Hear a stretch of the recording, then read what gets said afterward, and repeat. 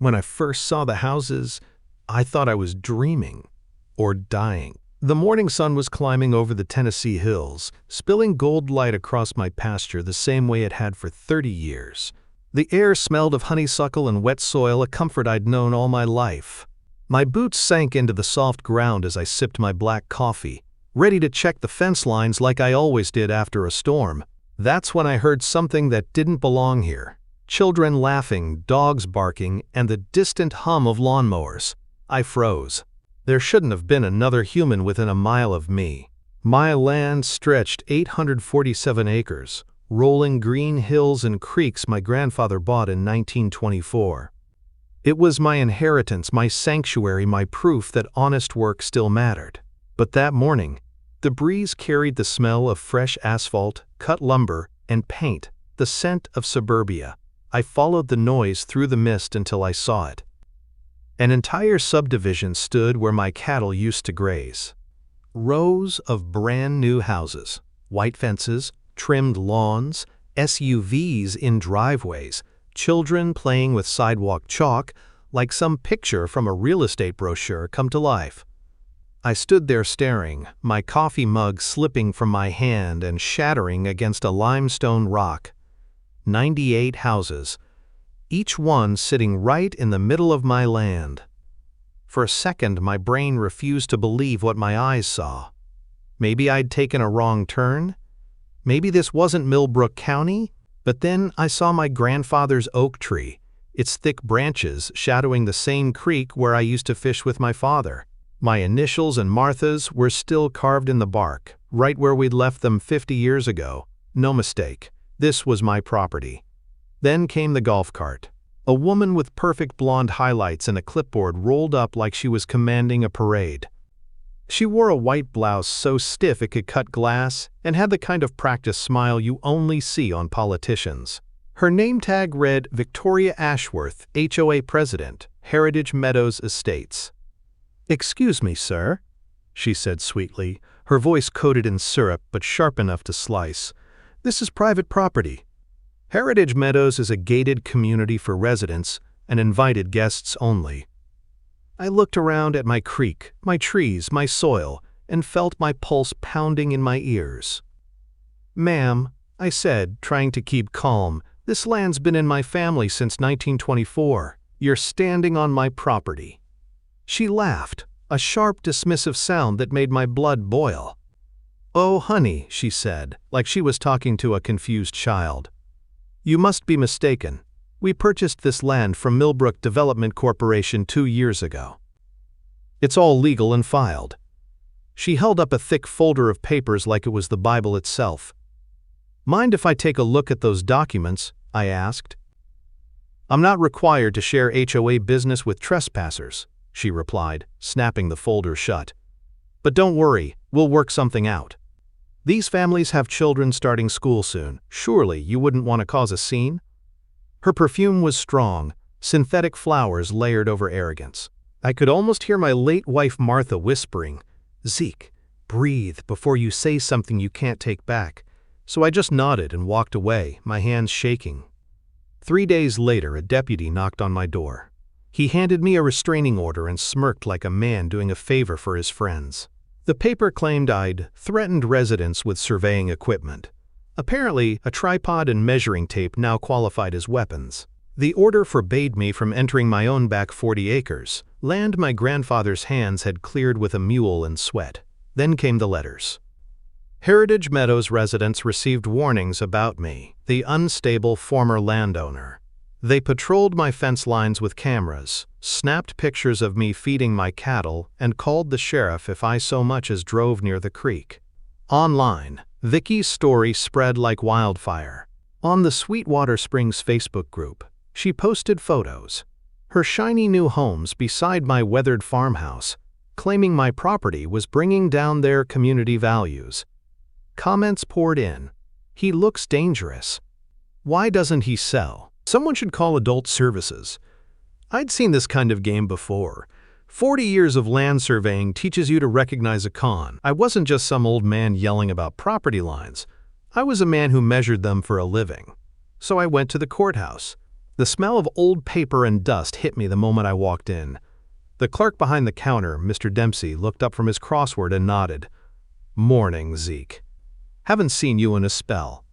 "Morning, Dempsey," I said. "Need to pull the record on Thornfield property transfer, 847 acres. Should have been filed by Millbrook Development." He raised a brow. "Thought you weren't selling?" I didn't. 10 minutes later, he slid a folder across the counter, filing fee $50. That was my first red flag.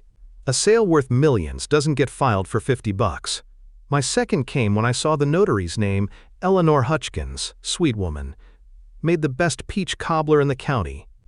Problem was, Eleanor had been dead 6 months before that signature was dated. Forged. Every last page of it.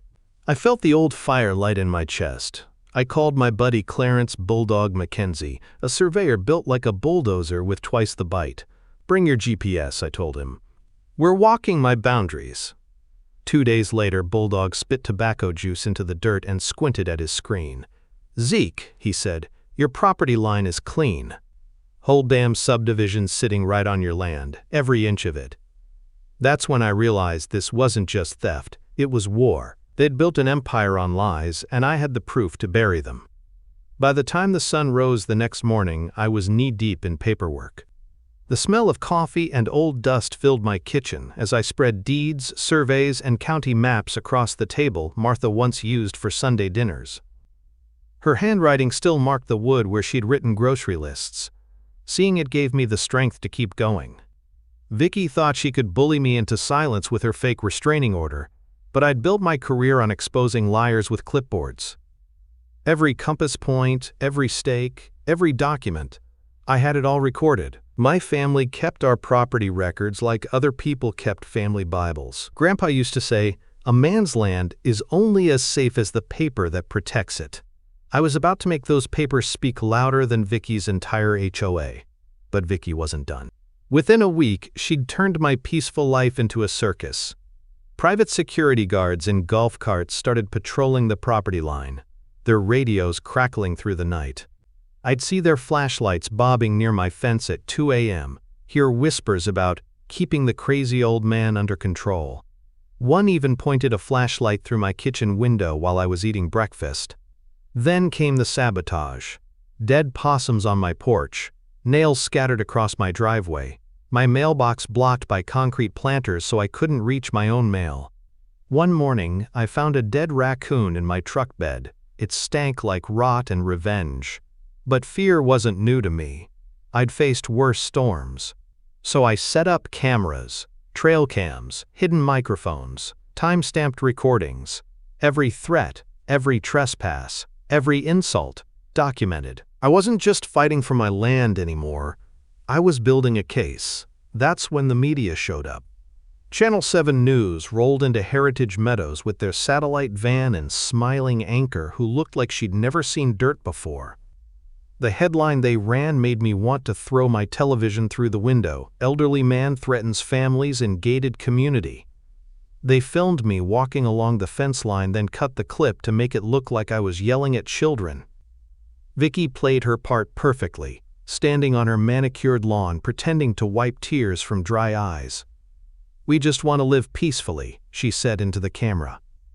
"It breaks my heart that someone so confused is making our families afraid. Afraid of me, the man who'd lived on this land longer than her subdivision had existed." That night, I sat on the porch listening to crickets and staring at the stars Martha used to love. My heart was heavy, but something deeper stirred under the anger, a cold, hard patience. Vicki could spin her lies all she wanted. I had the truth, and the truth always leaves footprints. I started digging deeper into county records, my fingers tracing lines of ink older than I was. The more I read, the more rotten it smelled. Millbrook Development Corporation, the company that sold my land, didn't even exist 5 years ago.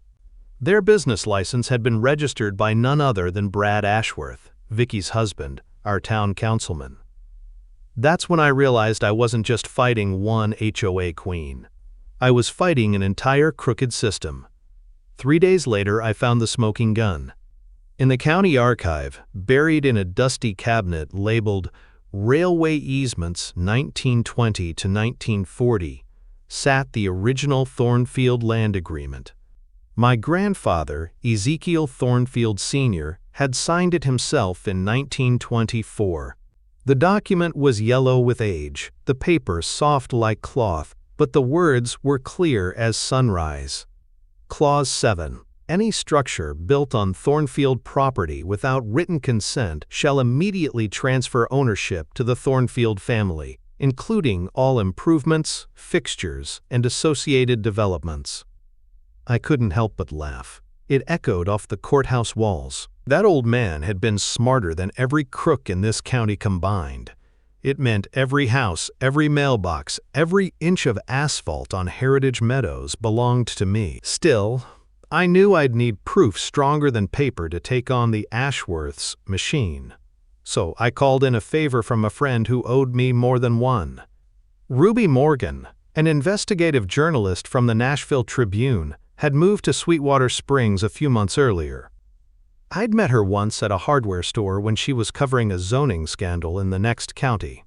Sharp eyes, quick wit, and the kind of curiosity that gets people in trouble, but also finds the truth. When I told her what was happening, she didn't hesitate. "Mind if I take a look at your evidence, Mr. Thornfield?" she asked, flipping through my old files with the precision of a surgeon. "This smells like corruption and I've got a nose for it." Ruby spent 3 days pulling public records, interviewing county clerks, and cross-checking financial data. Her voice shook with excitement when she called me on the third night. "Zeke, you're sitting on the biggest fraud in Tennessee. Brad forged signatures from dead notaries and used your land as collateral for construction loans. This isn't just property theft, it's federal crime." She sent me screenshots of bank transfers to shell companies in Florida and Switzerland. Money trails, false permits, bribed inspectors, it was all there. That night, as rain tapped against my windows, I sat in Martha's old rocking chair, holding that 1924 contract in my hands. The house smelled like damp wood and coffee, and I could almost hear her voice saying, "Don't let them take what's ours." I made my decision. No more quiet complaints. No more being polite. They wanted war? I'd give them one backed by a century-old contract and federal law. Festival Day was coming. A big community celebration Vicki had planned for Heritage Meadows, the perfect stage for her final act of arrogance. What she didn't know was that it would also be her downfall, because this time I wouldn't be coming alone. Festival Day dawned bright and humid, the kind of Tennessee morning where the air clings to your skin, like honey, and tempers boil faster than coffee on a wood stove. Heritage Meadows gleamed in the sunlight. Shiny SUVs lined the street, children ran between bounce houses, and the smell of barbecue mixed with fresh paint from the brand-new community sign Vicki had unveiled that morning. She thought it was her victory parade, but she didn't know that the same smell of charcoal and grilled ribs was about to blend with something she couldn't wash away. The stink of her own corruption going up in flames. Ruby and I met at sunrise in the parking lot of the old courthouse. She looked tired but determined, her hair pulled into a messy bun, a notepad stuffed into her back pocket, and coffee in hand. The EPA inspectors were already there, waiting quietly in unmarked vans. The FBI and U.S. Marshals followed in separate vehicles, their presence hidden behind tents and festival trucks. Everyone was in place. "Ready to make history?" Ruby asked, her eyes glinting with the kind of excitement only reporters get before the truth explodes. "Ready to end this circus," I said, adjusting my old hat. By 11 a.m., Heritage Meadows was packed. Kids smeared with face paint-chased balloons, music blasted from rented speakers, and Vicki stood on the gazebo stage wearing her HOA badge like it was a crown. Her husband, Brad, hovered behind her, trying to look important while sweating through his tailored suit. She stepped up to the microphone, voice dripping with rehearsed sweetness. "Good morning, neighbors. Today we celebrate community, integrity, and family values." Integrity. The word nearly made me choke. I watched from the edge of the crowd, the heat from the grill hitting my face, the sound of laughter cutting through the thick tension in my chest.